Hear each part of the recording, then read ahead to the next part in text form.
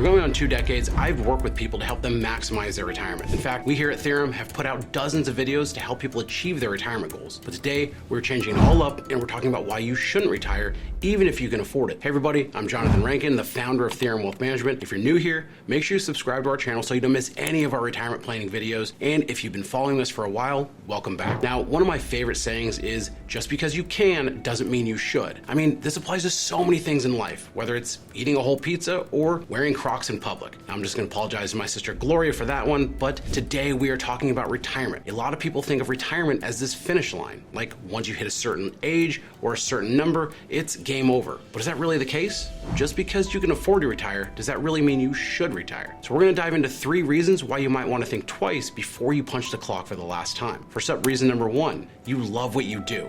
I mean, let's face it, work can provide us with a lot of benefits beyond just a paycheck. It gives us purpose, structure, social connections, plus you get to do what you love every day. According to a survey by the Trans-America Center for Retirement Studies, over half of workers who plan to continue working past age 65 do so because they enjoy what they do. And if you're one of those lucky people that found their passion in life and you can enjoy what you do every single day, then why give all that up just because you can afford to stop working? I mean, if you had the money to be able to take a month-long cruise, but you get seasick on boats, you probably wouldn't book that trip. If work is not a burden to you and you find enjoyment in it, that's rare. In fact, a study found that only 36% of workers in the US said that they were satisfied with their job. So next up, brings us to the next reason why you shouldn't retire. Reason number 2, you haven't mentally grasped the change from accumulation to decumulation. During the accumulation phase of your life, you're focused on saving and building your retirement nest egg. But once you hit retirement, now you're in that decumulation phase, which means you're focused on spending down your savings. This can be a really tough transition for people. You go decades where you saw your net worth climb year over year because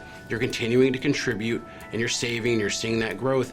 And now you get to the point where you're going to see that reverse course, and that can be tough for some people to get past. Taking money out of your savings may be what you planned for initially, but when it comes down to actually doing it, can make some people feel like they're not financially stable. It is drilled into our heads for years that you shouldn't touch your retirement portfolio. I mean, in fact, the IRS penalizes us if you tap into your retirement accounts under the age of 59 and a half. So if the thought of withdrawing from your portfolio stresses you out, that's okay. It's okay to take some time. It would be a much more enjoyable retirement to delay it for 6 months to a year and feel completely comfortable and at peace that at the time you retire, you're going to start drawing down your savings as opposed to rushing into retirement, but then stressing every single time that you have to take a withdrawal. And hey, delaying retirement can actually have some financial benefits too. A study by the Center for Retirement Research at Boston College found that delaying retirement just by 1 year can increase your retirement income by 7 to 8%. Now that brings me to the last and what I've seen as the most important reason to not retire. And that's reason number 3 is that you have not planned your social life after retirement. Now I know that sounds like it's not a big deal, but studies have shown that social isolation and loneliness can have a negative impact on your mental health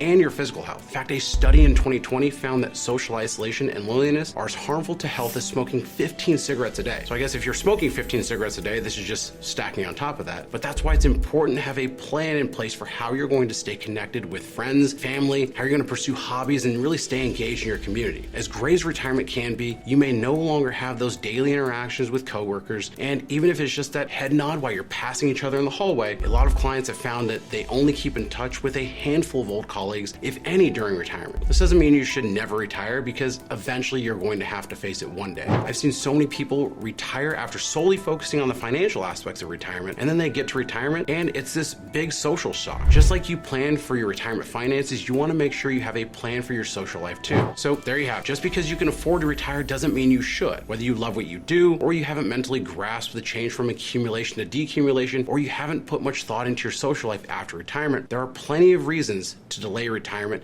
and keep working. It's much better to be mentally prepared for the changes that retirement brings than be caught off guard. Now, if you're thinking about retirement and you don't know where to start, make sure you check out this video coming up next, where I share the fastest way to get you to retirement. I'll see you there.